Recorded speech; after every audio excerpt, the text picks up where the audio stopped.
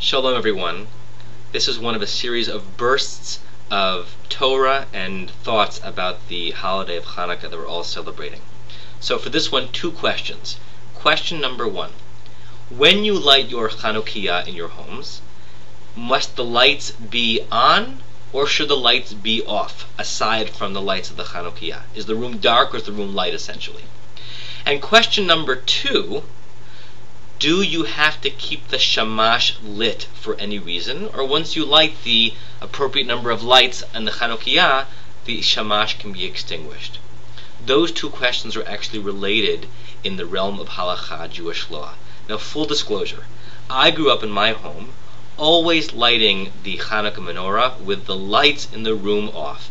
It created a very dramatic scene. It was pitch black, and when we lit up the Chanukiot, we saw each other's faces reflected in the lights of the candles. It was a very lovely scene. Subsequently, however, I learned that Jewish law dictates something entirely different. As opposed to Shabbat, where the Shabbat candles are supposed to be right with us when we have our Shabbat dinners, we're supposed to be using the Shabbat candles to eat our dinners by and to even read by. The law regarding Hanukkah candles says something different. It says, Ein lanu reshut lihishtamesh behem. We are not permitted to actually make use of the lights of the Chanukiah, ela lirotam bilvad, but rather just to look at them. Why? These are not lights of utility. These are not lights to create easy reading spaces in our homes. These are lights of history and lights of publicizing the miracle, the military and the spiritual miracle that our ancestors experienced a long time ago. And therefore, according to Jewish law, you're actually supposed to light your Chanukiah with the other lights in the room on, so you can make the claim to yourself and to anyone who's looking that you're not using the Hanukkah lights for light. You're using the other lights in the room for light. Which brings us to the question of the shamash. Why should the shamash remain lit?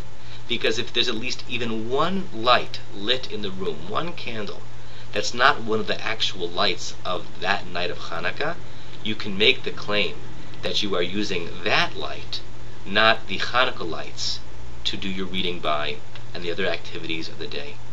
And so what I suggest is, even if it is your family's custom to light the Chanukiot in pitch black, keep the lights on a dimmer, add some other candles in the room that are not Hanukkah candles. Make sure the lights on the Chanukiah are simply there for the meaning of history, the meaning of the holiday, and use the other lights in the room to do your regular activities. And in that way, you'll be having a dramatic Hanukkah, and you'll be following one of the most understated but important laws of lighting the Hanukkah candles. I wish you and your families a Chag Urim Sameach. Happy Hanukkah.